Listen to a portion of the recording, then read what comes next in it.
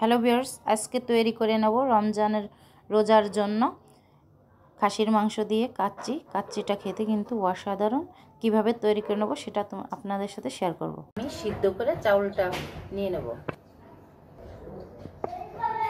আর এটাকে ধুয়ে পরিষ্কার করে নিয়ে নিছি। কাজ বেটে নিয়ে নিছি আর এখানে রসুন আর জিরে দিয়ে পেস্ট করে নিয়েছি। তো মশলাগুলো আমার এখানে রেডি হয়ে গেছে। আর এখানে লাগবে গোলাপ জল। তাই এখানে আমার মশলাগুলো সব উপকরণ দেওয়া হয়ে গেছে। এখন আমি রান্না করে নেব।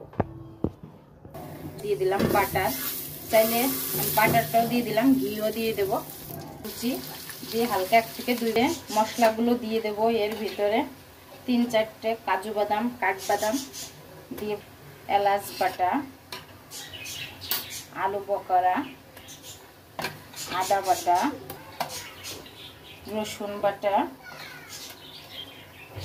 জয়ফল জয়ত্রী দিয়ে বাটা, ধনিয়ার গুঁড়ো, লবণ, কাঁচামরিচ 4-5, জিরে দিয়ে বাটা 2-3 চামচ দিয়ে মশলাটা আমি এখানে ভাপ জল দিয়ে দেবো। নারকেলের দুধ ফ্রিজে রাখা ভিতরে দিয়ে দেবো।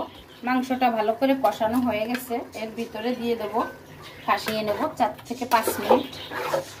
এগুলোকে প্রেসার কুকারের ভিতরে দিয়ে দিছি। এর উপর একটু দিয়ে দিলাম পেঁয়াজ বেরেস্তা দিয়ে এটাকে ঢাকিয়ে দিয়ে 4টা বাসি দিয়ে নামিয়ে নেব।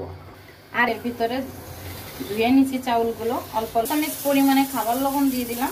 চাউলটার ভিতরে নামিয়ে একটা চালনের মধ্যে ছাইকে নেব।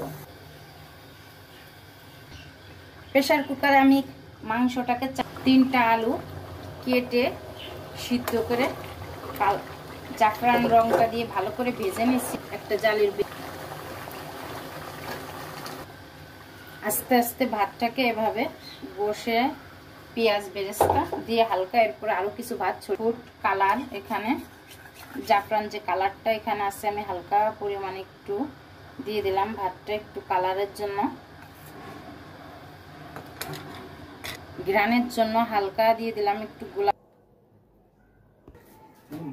খাসির মাংস বাসমতি চালটা দিয়ে আমার এখানে খাসির কাচ্চিটা রেডি হয়ে গেছে।